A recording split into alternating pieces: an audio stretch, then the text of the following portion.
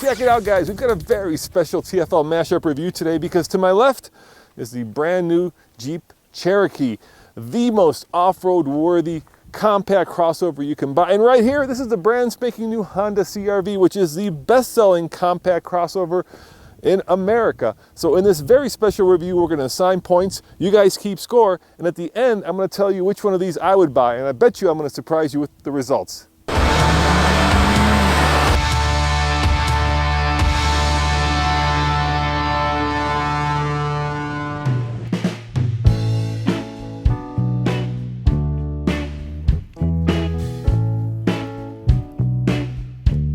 In both of these vehicles, we have the top-of-the-line engines, and the Cherokee is a 3.2-liter V6 that puts out 271 horsepower. And here we have a 1.5-liter turbo that puts out 190 horsepower. Now, I like this turbo in the Honda Civic, so I'm going to give the CR-V a point for the engine, but the CR-V's turbo is mated to a CVT transmission, while the Cherokee's 3.2-liter is mated to a 9-speed automatic. I like automatics better than CVTs. Point Cherokee. I remember when this Cherokee first came out, Nathan and I got to go take it both on-road and off-road, and we were impressed by the power plant, we were impressed by the car's off-road ability. Now keep in mind, of course, that this is not the Trailhawk. There is a Trailhawk version of this which is even more off-road capable, but we were not impressed by the 9-speed transmission. And I know I gave a point to this car for having a 9-speed, but this was one of the earliest cars that had a 9-speed. In fact, I think it was either the first or the second. The Evoque may have been first. So it took Jeep a while to figure it out. Have they figured it out? Well, let's give it a little bit of the juice and find out. Yeah, you know, I like that. I like that a lot. It's not droning on like a CVT. It shifts. The shifts are relatively crisp. Is it the best, most sorted 9-speed in the market? No, but I'm always going to go 9-speed over CVT.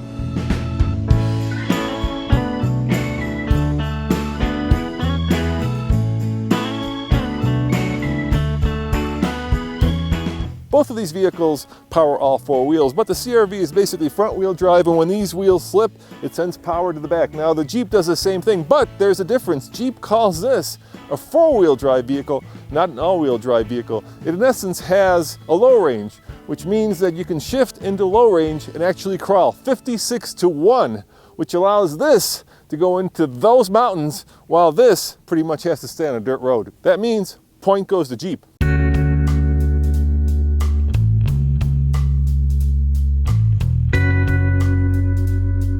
My folks had the Honda CR-V, the very first generation, and if I were to make a list of modern cars that were the most underpowered, that car would certainly be on the top 10 list.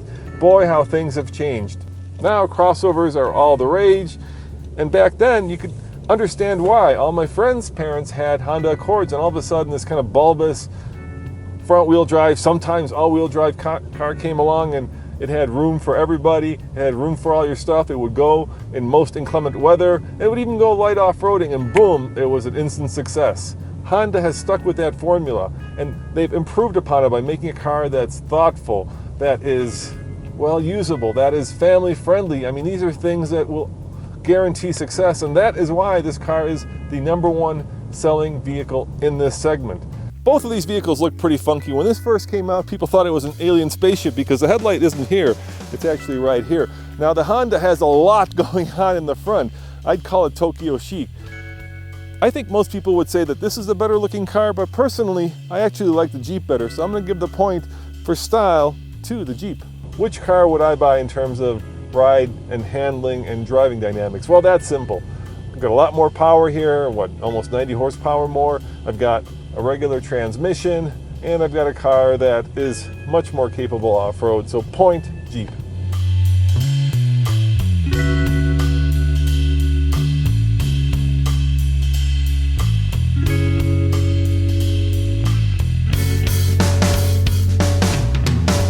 I personally think that the Jeep has a better infotainment system. I like the Uconnect system.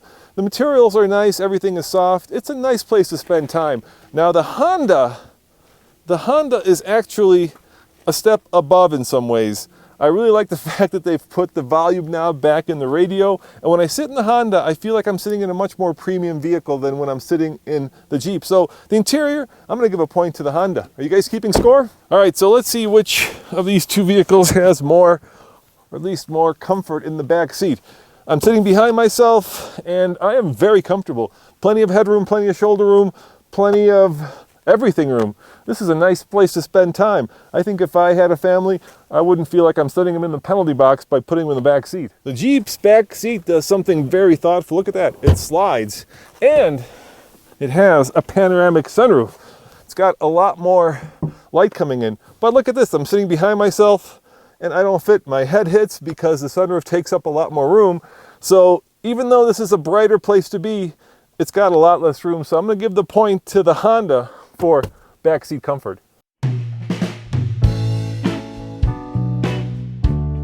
Honda, of course, with their best-selling car, is never going to revolutionize it. It's going to be an evolutionary process, and they've done so. Everything here feels much more expensive. It feels like it's moved up market. Everything I look at, everything I touch is soft. The car has more room. There are more thoughtful features.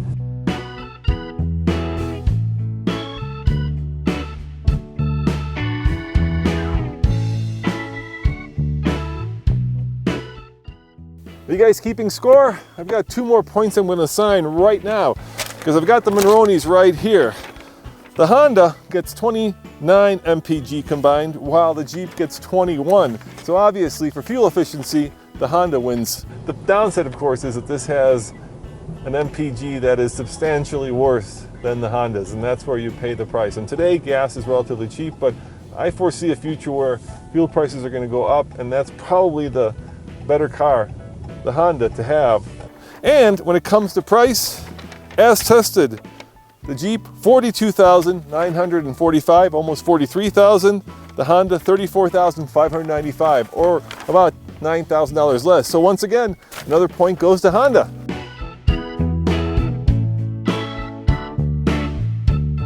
If you've been keeping score, you'll probably note that the Honda has won this mashup. But at the beginning of the video, I said, if it were my money, which of these two would I buy? Well, I said I'd surprise you, and so I am. I would buy, for $43,000, heck, I get the Jeep Wrangler, of course. It pretty much does the same thing. It's much more off-road worthy, and it has a lot more personality. And over here, if I were to buy a Honda, you know what? I'd get the Ridgeline. These cars are great, but I like my cars with a little bit of personality, and the Ridgeline and the Wrangler have it in spades. Hey, I'm back. If you guys like this mashup, we've got many more TFL style mashups just right there. And please be so kind to subscribe. We work really hard and we appreciate when you guys watch. Now, see you guys next time. Ciao.